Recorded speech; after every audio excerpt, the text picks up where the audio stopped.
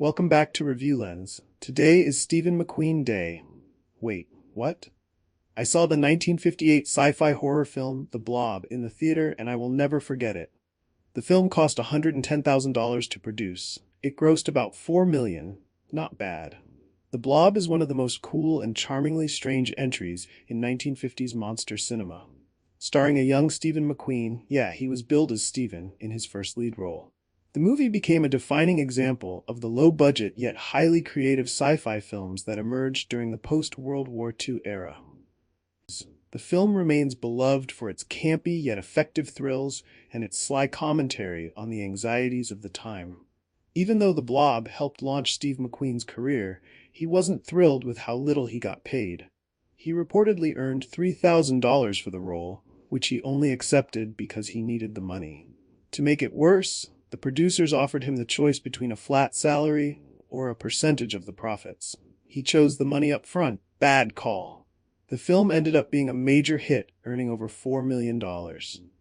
If McQueen had taken the percentage, he would have made way more.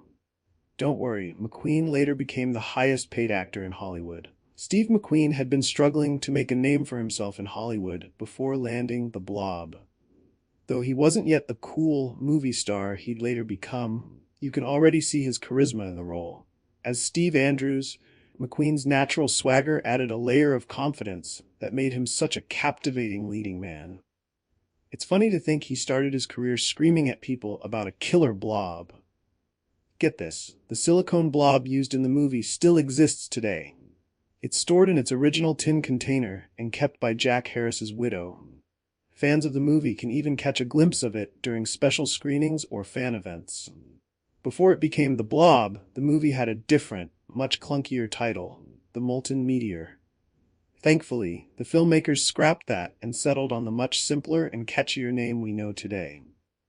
The moment where the Blob attacks people at the Colonial Theater has become one of the most memorable scenes in 1950s horror cinema. Fun fact: the Colonial Theater is still standing in Phoenixville, Pennsylvania, and every year they host Blobfest, a celebration of the movie. Fans flock to the theater, dress up, and reenact the famous scene of people running out of the building in terror. While McQueen does a solid job playing a fear-struck teenager desperate to save his town, he was 28 years old at the time, making him nearly a decade older than your typical high schooler. Although it's easy to notice his age while watching the film, audiences at the time didn't mind. The movie's theme song, Beware the Blob, is surprisingly upbeat for a horror film. Ooh. It's weirdly catchy and feels more like something from a sitcom than a monster movie. Burt Bacharach, yes, the legendary composer, and Mac David wrote it to add a little levity to the film. A fun fact, the song was a sleeper hit and even charted on Billboard's Top 40. What made The Blob stand out, however, was its tone. Unlike the bleak atomic-age destruction of films like Them or The Day the Earth Stood Still, The Blob embraced its campy sensibility. It was part horror, part teen drama, and part pure fun, an adventure that entertained as much as it unsettled. The movie captures innocence and chaos in the face of ridiculous terror, and that's a big reason it remains so watchable.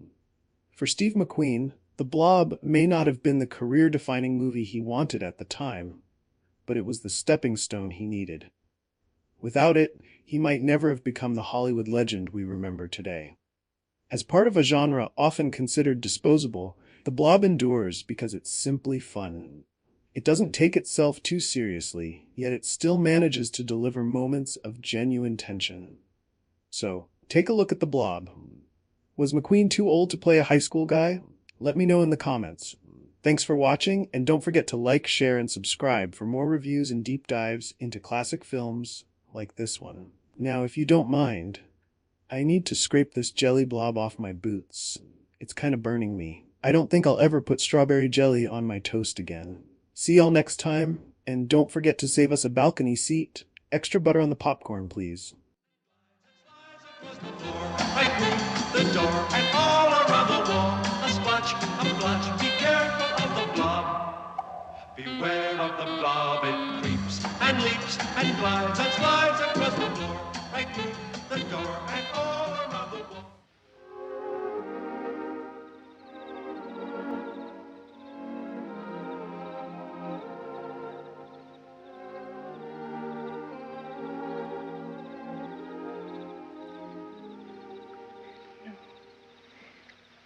It's a shooting star. I thought you were supposed to wish on shooting stars. But I did.